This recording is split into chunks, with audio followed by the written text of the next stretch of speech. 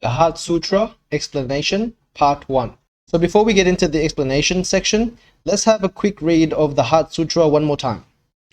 Prajna Paramita Heart Sutra.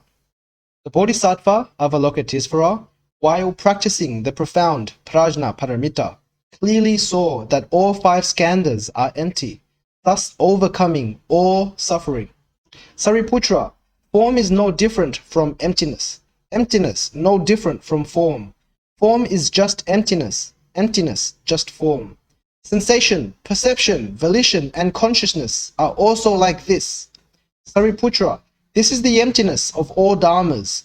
They neither arise nor cease, are neither defiled nor pure, neither increase nor decrease. For this reason, within emptiness there is no form, no sensation, perception, volition, or consciousness. No eye, ear, nose, tongue, body or mind. No sight, sound, scent, taste, touch, or thought. No seeing, up to even no thinking. No ignorance, nor end of ignorance. Even no aging and death, nor end of aging and death. No suffering, origin, cessation, or path. No wisdom and no attainment. Because nothing is attained, Bodhisattvas maintain Prajna Paramita, then their heart is without hindrance, and since without hindrance, without fear, escaping upside-down dreamlike thinking and completely realizing nirvana. All Buddhas of all times maintain Prajna Paramita, thus attaining Anuttara Samyak Sambodhi. Hence know, Prajna Paramita is the all-powerful mantra, the great enlightening mantra, the unexcelled mantra, the unequaled mantra, able to dispel all suffering. This is true, not false. Therefore, proclaim the Prajna Paramita mantra. Recite the mantra thus: Gate, Gate, Paragate, Parasamgate, Bodhisvaha. So in the first sentence of the Heart Sutra, Avalokiteshvara Bodhisattva basically explains the entire teaching of Buddhism in one line. What he said was, while practicing the profound Prajna Paramita, he clearly saw that all 5 skandhas are empty and thus overcame all suffering. So how to overcome suffering once and for all is by perceiving the underlying emptiness of all skandhas. So let's make sense of this first line. First of all, it's very important to understand who Bodhisattva Avalokiteshvara is. First of all, Bodhisattva means an enlightening being that's on the path to enlightenment, not only for himself, but he is also leading all sentient beings with him to that state of perfect enlightenment, to the state of Buddhahood. And so Avalokiteshvara Bodhisattva is abiding in the western Pure Land of Amitabha, and he is helping Amitabha Buddha spread the Dharma and teach the beings there. Avalokiteshvara Bodhisattva is known for his 1,000 hands and 1,000 eyes, because he is always paying attention to the suffering of the world, listening to the sounds of the world. And whenever someone is in danger or need of help, as long as they recite his name or bring on mindfulness of his name, he will appear immediately in the manifested form that is most helpful to you, and he will alleviate you of your suffering. And this is the power of compassion that is the symbol of Avalokiteshvara Bodhisattva. And he is a very powerful symbol in Buddhism for all of us to strive to become like. Prajna Paramita is mentioned time and time again in the sutra, and is actually also the title of the sutra. Prajna means wisdom, the wisdom of the Buddha. Paramita means to reach the other shore.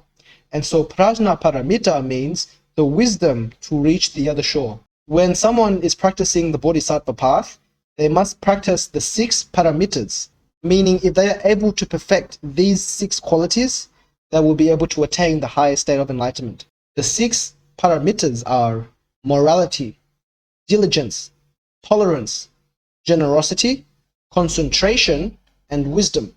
The 6th one being prajna. The 6th paramita being prajna is fundamental to enlightenment, because only when we are able to perceive reality the way it is, are we able to stop our unnecessary suffering. The 5 skandhas are what make up the illusion of the self and include the body and mind. Body is made from form, and mind is made from sensation, perception, volition, and consciousness. And together, they create the illusion of the self And it is through this attachment to the self that we experience all the myriad joys and sufferings of the world. Emptiness, in the context of Buddhism, means what is lacking real fundamental nature, is conditioned, and is impermanent. And so it's very important to understand emptiness, because by understanding emptiness, we are able to attain the prajna of wisdom, the wisdom of the Buddha. Avalokiteshvara Bodhisattva was able to overcome all suffering. What suffering was overcame was the suffering of the three poisons. The three poisons are what keeps us in samsara, in birth and death, in eternal affliction. The three poisons being greed, anger, and ignorance. Greed is over-attachment to the things that we like. And it's because of this attachment to the things that we like that gives rise to all the sufferings when we don't get it, or when we have it and we are afraid of losing it. And then there's anger, which is a strong aversion towards the things that we don't like.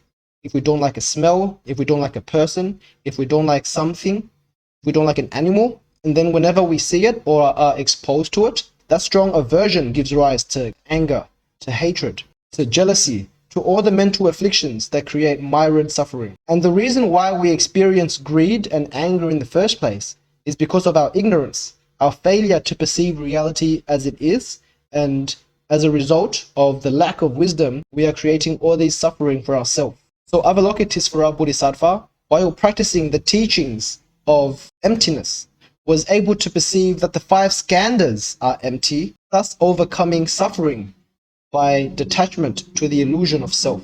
Sariputra, form is no different from emptiness.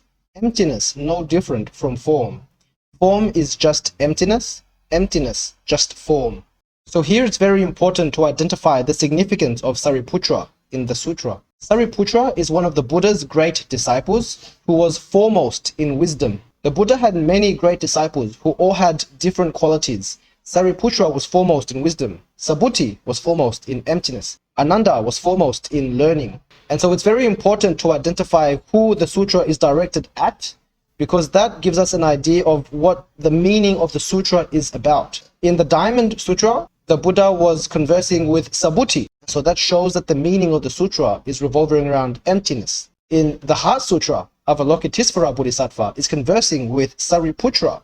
And so we know that this sutra is revolving around the teachings of wisdom. So to understand what it means by form is just emptiness, emptiness is just form, we have to first define what form means. And so form is that which has perceptible characteristics. We can define it in 2 ways. One, to say that form has shape and color, because all form is defined by the shape that it has and the color that it has.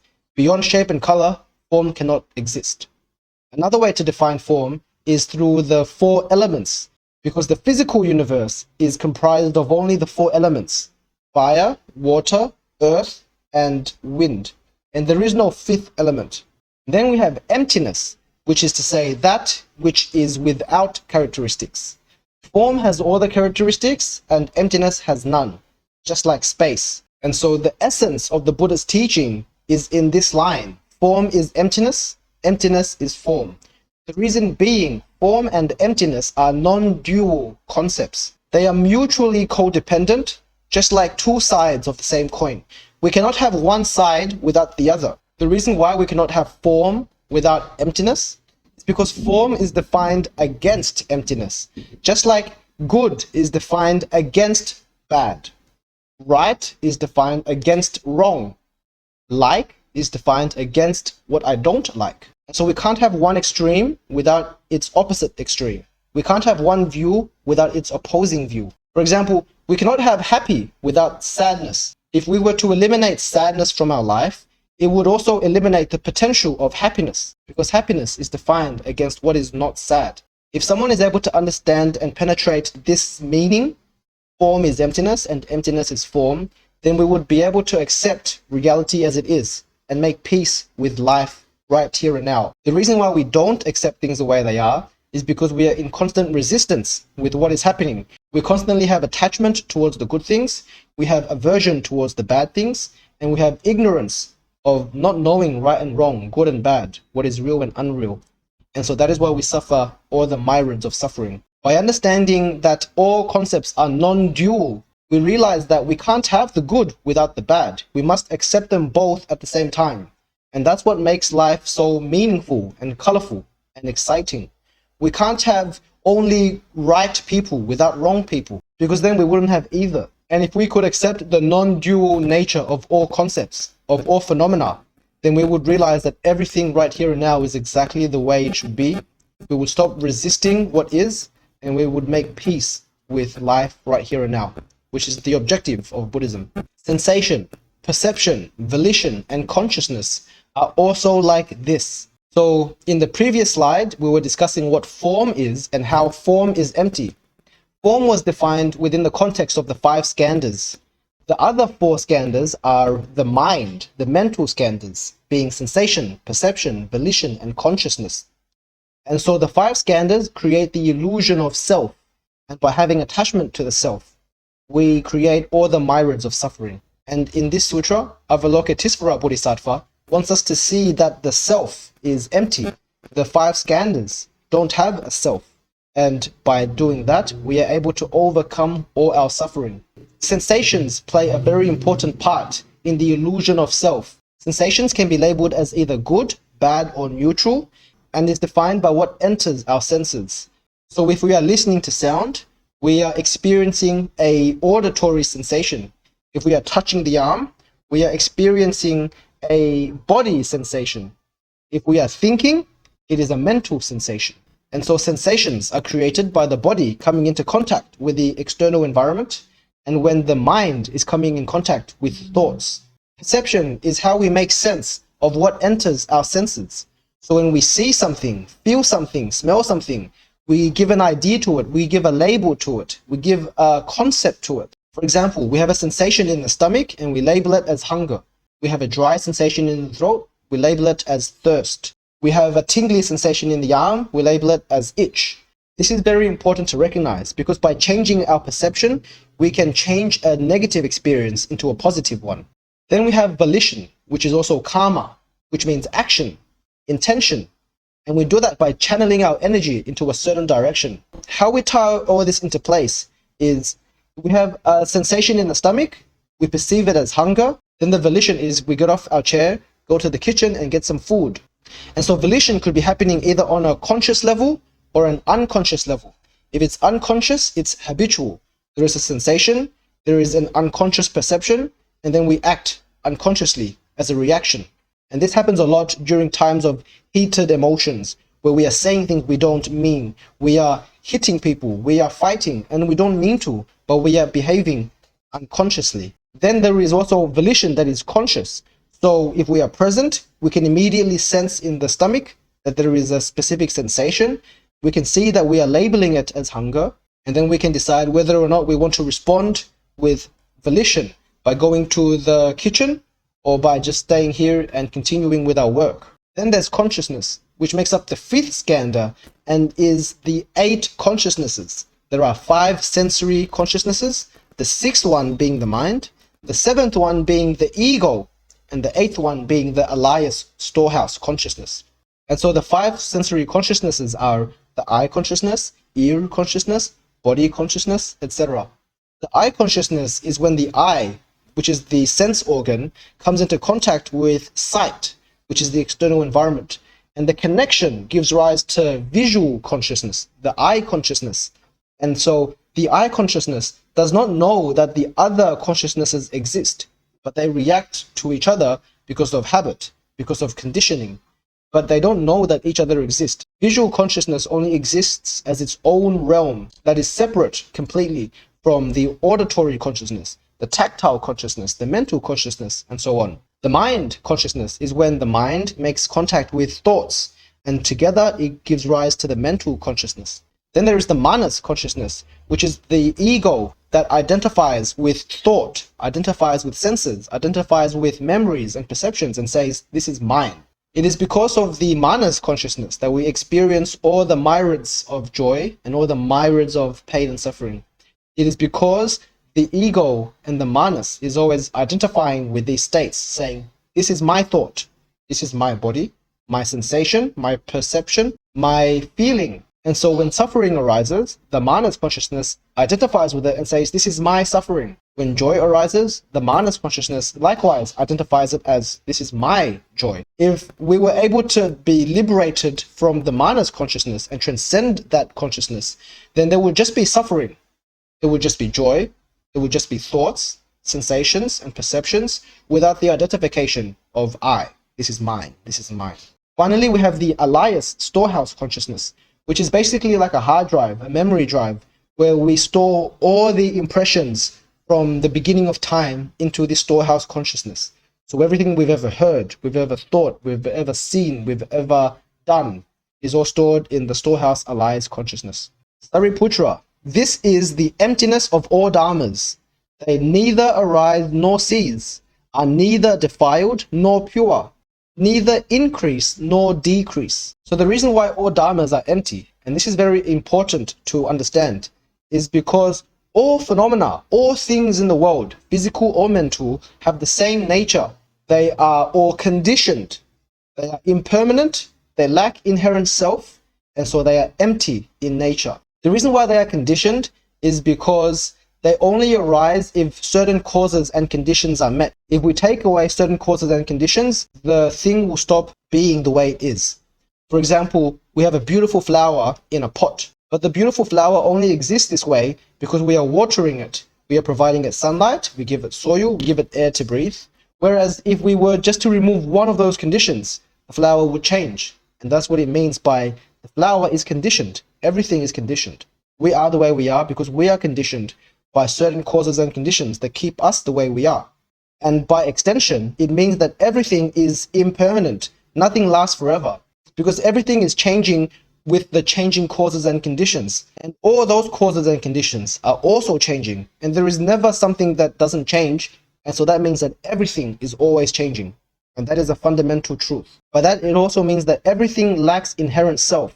There is no unmoving entity behind the movement of everything. There is no unmoving entity behind me that I can label as the real me, because the five skandhas, none of them are stable, none of them are permanent. So there is no real self behind the five skandhas. Just like there is no flower behind the flower. Once we stop watering it, the flower dies. There was never a permanent flower within the flower. There is no inherent self behind anything, because everything is constantly undergoing change. And this is the empty nature of all dharmas. Emptiness neither arises nor ceases, which means that it is birthless and deathless in nature. It doesn't come and go. It doesn't arise and pass away. The reason being emptiness is formless. Emptiness is neither defiled nor pure because of its indescribable nature. It doesn't have any characteristics, and so it is mindless. Just as much as it is formless because it doesn't arise or pass away. It is birthless and deathless. So these are the characteristics or lack of characteristics of emptiness. Emptiness neither increases or decreases, and that gives rise to its still nature. It is timeless because time is used to measure action and movement. And without any action or movement, then there is no need for time. And so with emptiness being still and without movement, it doesn't abide in time. It is free from time. It also doesn't abide in space because it is free from coming and going, birth and death. So emptiness is something that is not within the confines of time and space. For this reason, within emptiness, there is no form, no sensation, perception, volition, or consciousness. And that is the teaching of the emptiness of self. If the five skandhas are empty, where can the self abide? And this is a very important teaching of the Buddha Dharma that expounds the teaching of non-self, of egolessness. As we've explained, the five skandhas are always changing. They are conditioned by nature, and they are dependent on other causes and conditions for it to be the way it is. As the causes and conditions change, as it always does, then the five skandhas are always changing. And because the five skandhas are always changing, there is no unmoving entity behind it. And so that is the emptiness of the five skandhas, which is also the emptiness of the self. To go deeper, we've already explained that the form of the body is not the self. We do not abide within the body because the body is always changing. So wherever we would place the self in, when it changes, the self is gone with it. So we can see that the self does not abide in the form of the body. Sensations are the same, because sensations arise when our sensory organs make contact with the external environment, and that's always changing, so the sensations we experience are also changing. We cannot identify any of the sensations as the self, because there is no unmoving entity within the sensations. Perception is also not a self, because the thoughts and beliefs that we have today could be changed tomorrow, and what we think and feel today may not be the same next year. So we cannot define ourself through our perceptions and our thoughts and beliefs, because they are always changing. Volition, likewise, it is the action and intention that we have, and that is always changing. What we want to do today might not be the same as what we want to do tomorrow, so we cannot label the volition as the self. Consciousness is the same. Of the 8 consciousnesses, none of them have an unchanging entity within. In fact, none of the 5 skandhas have an unchanging entity. And so that is what Avalokiteshvara Bodhisattva means by emptiness of self, emptiness of the 5 skandhas. And through realization of this truth, was she able to attain Prajna paramita and overcome all suffering, which I hope we can all attain one day too. So this is the end of part 1, where we've talked heavily about emptiness and the 5 skandhas, which is the sense of self.